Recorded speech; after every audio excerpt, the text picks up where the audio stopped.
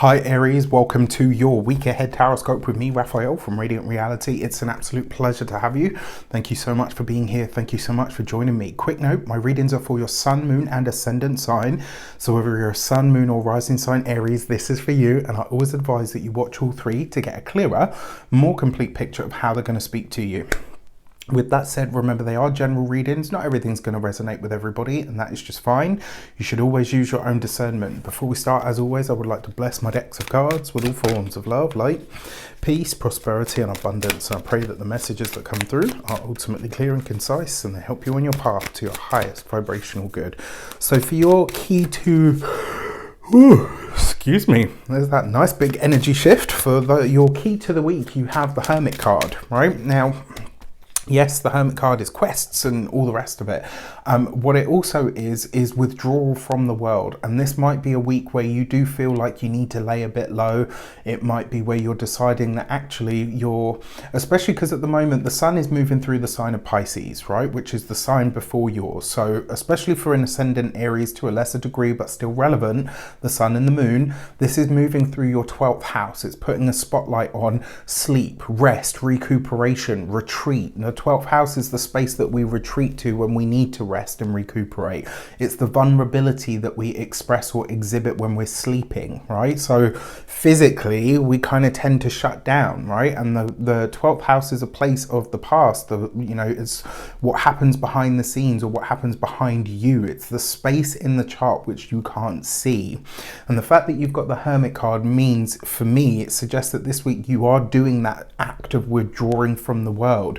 You might feel a little bit more pensive. You might start to really think to yourself this week, you know what, I want to do more deeper work. I want to do more introspective work. This is about you really paying attention to where it is that you are, where you're being called to in those deeper sort of more internal spaces. And the fact that you've got the Hermit card, this could be a week where you are gaining some sort of insight or some sort of personal knowledge or wisdom, but you're doing this in a very, closed down, almost like in a behind the scenes kind of way.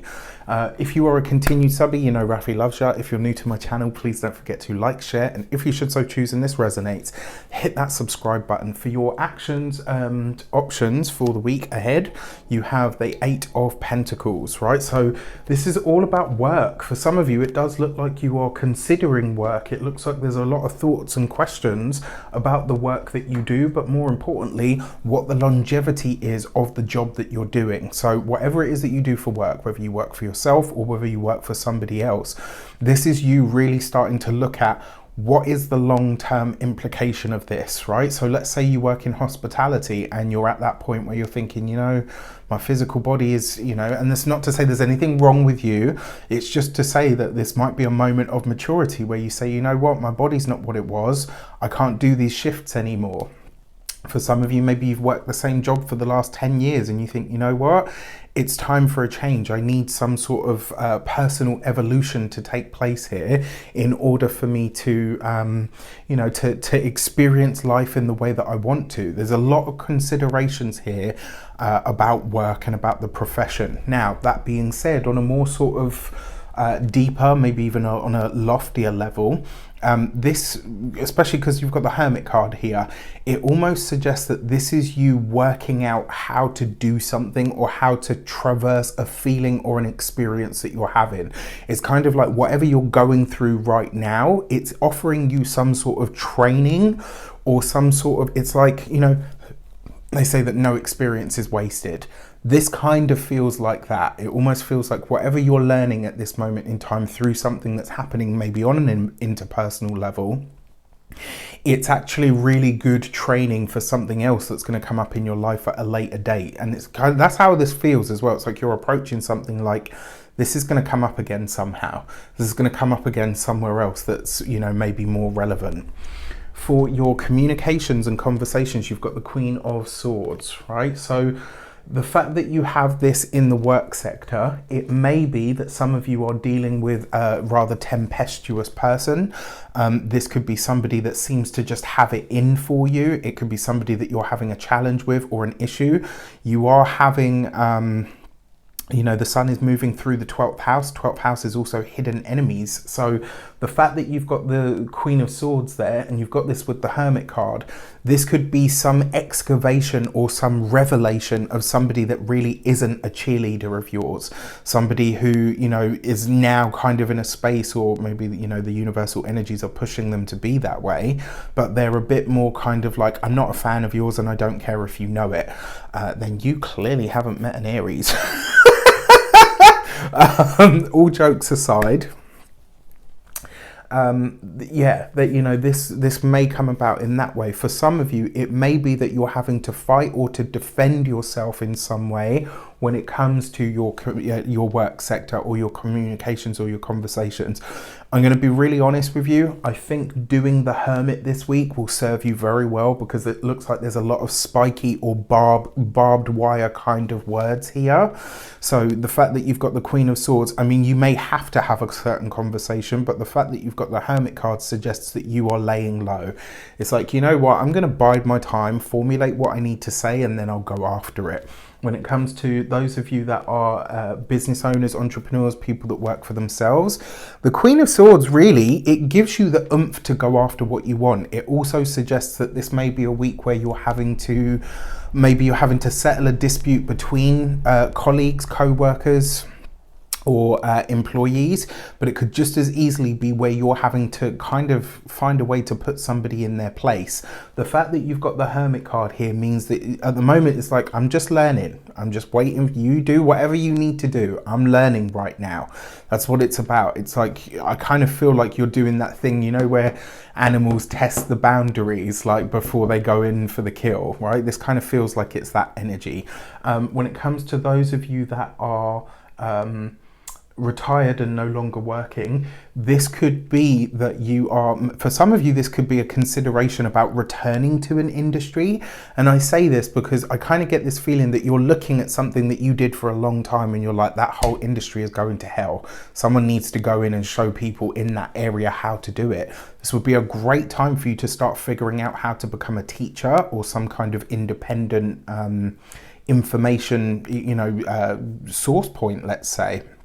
For those of you that are students, I'm going to try and include you guys from now on as well, because I've had a few requests for this, and you know, Rafi will always try to oblige.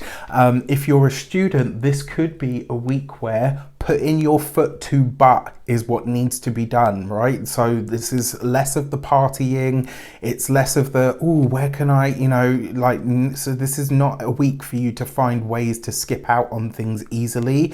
It's a week to knuckle down and do the work, right? So if you're a student this week, you've got to be less Aries and more, you know, or less soldier and more general. You've got to start to be more strategic than that, right? You've got to discover some of your staying power. For your love and relations, you've got the Temperance card. For those of you that are partnered, married, or in long-term commitments, this could be challenges that come up with the elders in the family. It could just as easily be challenges that come up with the in-laws, right? So it's always the case, right? We're never always going to like our in-laws. Our in-laws are never always going to like us. And it's funny, I say in-laws, you don't have to be married to have to, you know, when you're partnered with somebody, you have to interact with their people at some level. And the truth is, not all of them are people that we want to interact with, right? That's just that is life.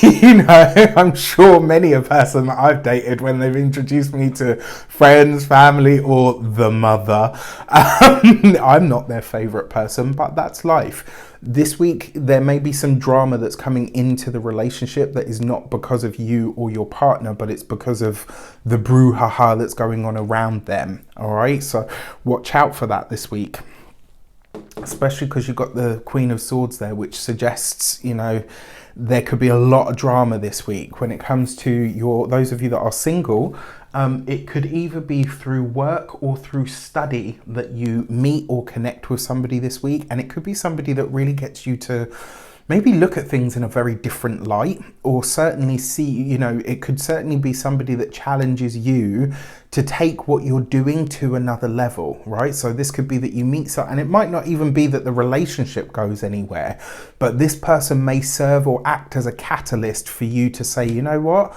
I'm going to go back to school and get my degree. Or do you know what? I'm going to get my driver's license. Or do you know what I mean? It's like through those interpersonal potential connections. And sometimes that's how it happens, right? We meet somebody, we think, wow, you know, they're really attractive. You know, we have fun, we do whatever. And then, you know, after a few dates, it's like, actually, yeah, this probably isn't it. But there's something that lingers, hopefully not something like that. I'm so sorry, but there's something that lingers that really takes you or your lifescape in a very different, or, you know, a much more beneficial sort of direction. For your money, sorry, I can't believe I just said that. For your money and materials, you've got the Chariot card. This is a great card for money because it suggests that whatever you're putting your time, effort and energy into, the material or the monetary rewards or results are there. There are going to be some tough conversations this week. I cannot stress that to you enough. When it comes to your physical health and vitality, the Chariot card is usually your stomach and or your lungs. One thing, and I say this a lot to the Aries people, a lot of people that have strong Aries energy, when they get sort of anxious in the mind, the belly really starts to struggle. That's just something that I've noticed. Like a lot of Aries people that are conflicted or constricted will have things like irritable bowel syndrome. They'll be, you know, they'll have like an angry tummy, like in some way, shape or form. That part of them tends to take the brunt of what's going on in the mind. When it comes to your home and environment, for some of you, you could be inviting somebody in this week that is from a different or distant land. It could just as easily be, though, that some of you start a home renovation, maybe start spring cleaning the home. Like whatever you're doing this week, it's making the home better, and it could be aimed at bringing people in. Especially for those of you student types, you've got, so for all of you, sun, moon or ascendant, you've got the new moon that's happening on the 2nd of March in the sign of Pisces. To a lesser degree, for ascendant Aries, but to a lesser degree, the sun and the moon, you are having a 12th house new moon, right? This is a big deal because the 12th house is hidden.